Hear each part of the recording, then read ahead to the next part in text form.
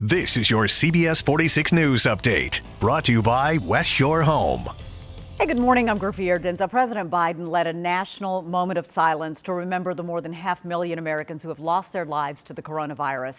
The staggering death toll adding more pressure to get Americans vaccinated. Right now, the Atlanta-based Centers for Disease Control and Prevention says 63 million doses of the vaccine have been administered nationwide. Here in Georgia, about 1.2 million people have gotten their first shot.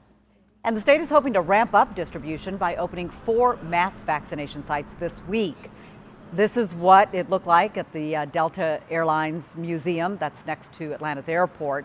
In addition to this location, there are vaccination sites at the Habersham County Fairgrounds, Macon Farmers Market, and Albany, Georgia Forestry Commission. The goal is to administer 1,000 shots a day here for the next 2 to 3 weeks, and then bump that up to 2,000 beyond as supply comes up.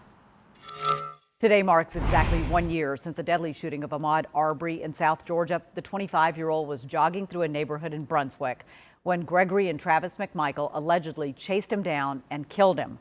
Arbery's family will be celebrating his life at a candlelight vigil in Waynesboro. At the state capitol, the men of Omega Psi Phi fraternity will hold a virtual vigil for Arbery. And the reward is up to $7,500 to find a suspect who sexually assaulted an elderly woman in Henry County. Police say the man broke into a home at the Heritage at McDonough Senior Living Facility earlier in the month. If you have any information, call Crime Stoppers. The telephone number 404-577-TIPS. Crews continue their efforts to try to remove a massive unstable crane. We're told that it's going to likely take the rest of this week to dismantle the equipment near 1105 West Peachtree. Dozens of residents impacted by the crane rushed to get essentials from their apartments. The Atlantic house reopened for about 2 hours last night. That's the first time residents have been allowed back in since last Friday. A lot of them staying in hotels right now. On Capitol Hill, the Senate hearing to confirm Attorney General nominee Merrick Garland stretches into its second day. Today, the Judiciary Committee will hear testimony from outside witnesses.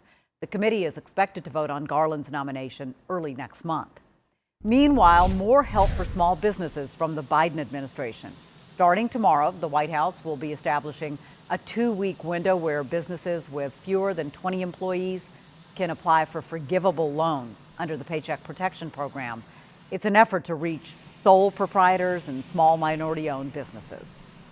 I think spring is in the air because it certainly is going to start to feel like it today. Let's get the latest on the forecast right now with meteorologist Ella Dorsey. It sure is. High pressure's in place, and you can thank that for this string of gorgeous weather that we're going to see over the course of the next 3 days. 68 degrees will be the high today. Doesn't that sound nice? Not a cloud in the sky. If that's not warm enough for you, tomorrow we're going to cross into the 70s for the first time this year. That's something to get really excited about. We hang on to the dry conditions with the spring-like weather through Thursday, but we will see some rain on Friday and we'll be in for a wetter pattern this weekend. Friday will be cold with highs only in the 50s, but then we jump back into the 60s this weekend. This has been your personal news update from CBS 46 News, brought to you by West Shore Homes, Atlanta's one-day bath remodeler.